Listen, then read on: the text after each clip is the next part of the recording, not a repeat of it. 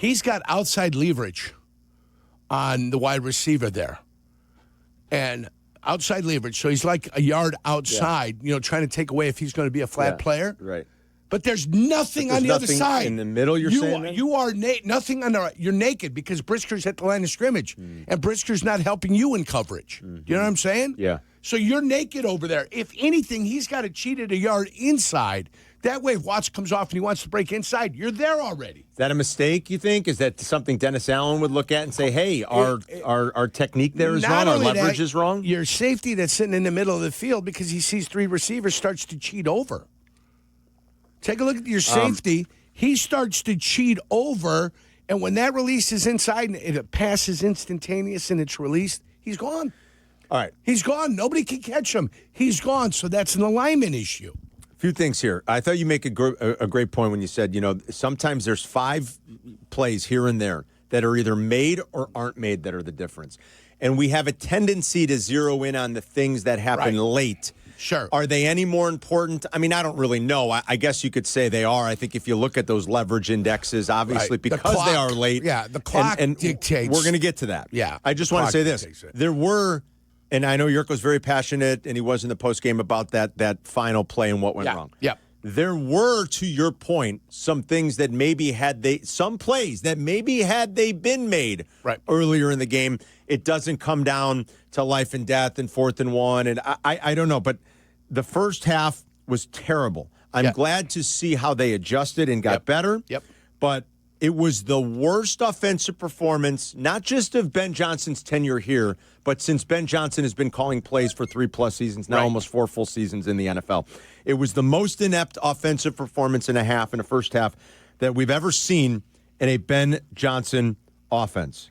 The Bears had 73 yards. They were 1 of 7 on 3rd down. To their credit, they went 7 of 9 after that. So they did fix some things. First series of the game, there are 2 misses by Caleb Williams. Certainly one bad one on a 3rd down play where Ben Johnson is again getting a guy open for him. And Caleb is woefully inaccurate. While he followed that up on their second possession with an absolute dart to Colston Loveland, Colston couldn't secure the process to the ground of the catch. That's a series where they're starting in Green Bay territory, and you had what looked to be, I think it was a 16-yard gain. You are cooking with gas. Yeah. And Colston Loveland couldn't make the play. Okay, so these are all like the little things. Caleb has a bad miss on the first series. Colston has a drop on the second series. And they have this terrible first half. All that said, they get into the final 3 minutes of the game. They have a chance. They're knocking on the door. They're in the red zone. And then, unfortunately, disaster kind of strikes on that 4th down play.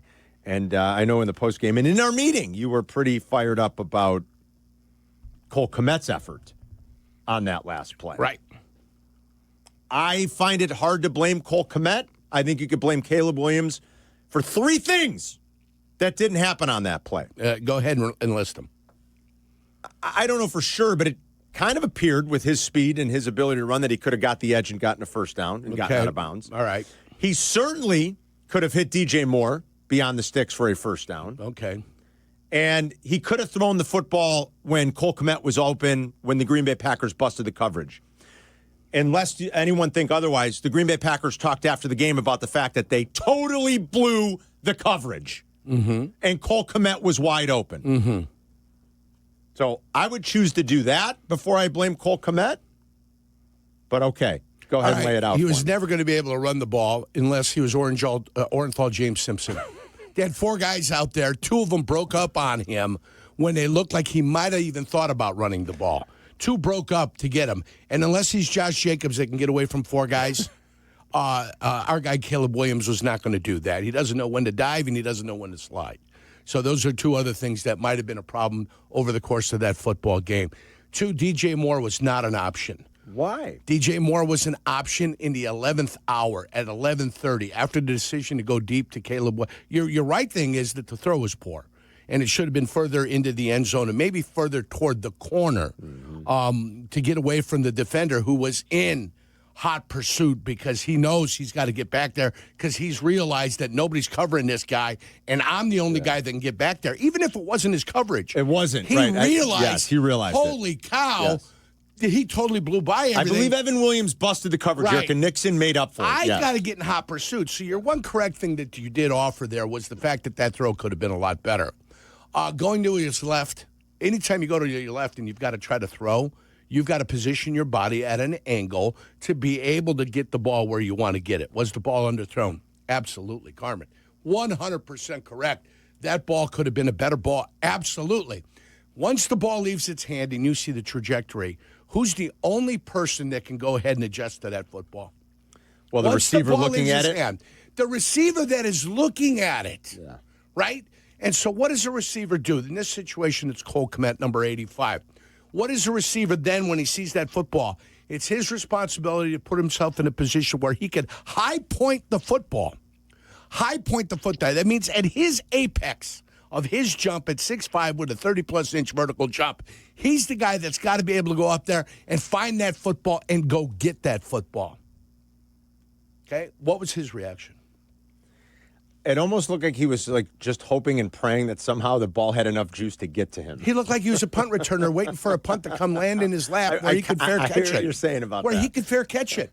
But so it was almost like, oh my God, that's so underthrown. I don't know how I'm going to get there, but he didn't even really all try. All the things that you pointed out, I don't think he could get there on the run because two guys broke up on the play, and we're going to definitely stop him on the run. DJ Moore, whether because he was on the opposite side and had to fight through traffic or whatever he had to fight You're through, right, he did. He wasn't necessarily there at the time that he needed to be there for him to be a viable option. Now, once he releases the ball's in the air. All of a sudden, it looks like DJ Moore breaks free, but not at the point when the decision had to be made of where you go with the football. So, the ball was underthrown. I agree with you 100%. But when the ball is underthrown, and we've seen 1,000 balls underthrown in this league, and what happens? What happens usually is the receiver sees the trajectory of the ball, he adjusts, and he goes back and he gets the football.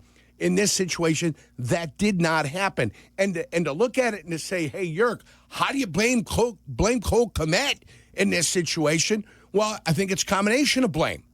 How do I not blame Cole Kmet for doing what he did and not going and high-pointing the football or adjusting to what he sees as an obviously underthrown ball because he's slowed down and he's got his hands at his waist? So the question is, why didn't he go back and go get the football? That's my question. It's a legitimate question. And when somebody says, why can you blame Cole Kmet? Well, that's why I can blame Cole Kmet. Because he didn't on a football that was obviously not going to get to him and was going to be underthrown. He didn't go get there. Did he not believe the Green Bay Packer player was going to be able to make a play on it? I don't know. Maybe he didn't. I'm trying to figure it out. So there you go. That's my guy, Cole Kmet. If anybody's going to take blame on this thing, he deserves at least 33% of the blame. I think Ben Johnson deserves some of the blame, and I think Caleb Williams deserves some of the blame. When you roll your quarterback out left. And it worked a week ago in Philly. But why did it work? It was a 28-yard touchdown play, right? 28-yard touchdown play. That's what it was. You had more room and more time, and Definitely. when he made the decision to go, you had more real estate to work with. Definitely. You had real estate to work with. In this situation, you didn't have all the real estate in the world to work with, which caused you to maybe have to try to throw a ball with some touch on it. And when you didn't necessarily get all the momentum and all the acceleration on the football that you needed to get it, well, and you had to throw it up over a guy too. Right. I mean, I would have preserved that one just to throw it on the damn line and get it to your damn guy with the back turned to the guy, like with some velocity, and let him go up and high point it. There. Yes. Don't try to be too Don't fancy try to be too here. cute with it. Get it there. So there, I'll give you a third Ben Johnson, a third Caleb Williams, but definitely a third belongs to Cole Kmet. Cole Kmet is no innocent bystander here. All right. There's and for those who try to paint it one. like it is, that's absolute sacrilege. All right, so talk Bears-Packers with us here. How you feel about the end? A lot of people, one other thing I want to talk to you about when we come back with some of the time management. I don't have as much of an issue as I think a lot of people are. I might be in the very small minority here. It seems like everyone is taking exception with the way they handled the clock. I don't see it that way, but all right, let's continue to have the debate and the discussion. 312-332-3776 is the number if you want to join us today. How you're feeling the day after. This is big boy football here. We're not in the business of like moral victories. But I did tell you last week, as long as the Bears didn't go in there and get destroyed, I don't think I was going to come in here Monday with a negative attitude or think, oh, my God, it's all doom and gloom and it's all over. I think the Bears are going to make the postseason. They've got 2 division games left at home. They're in this. And if they continue to play the way they've played, if they do the things that they have done well, I think they'll get there come January. I don't think all is lost because you were a touchdown underdog and you went and lost by a touchdown on the road to a very good football team. And that's the thing where I think people just don't want to admit it. The Packers are very good. They just are. Yep. We make it sound like people have this tendency to be like, oh, I told you the Packers stink. They lost to Carolina.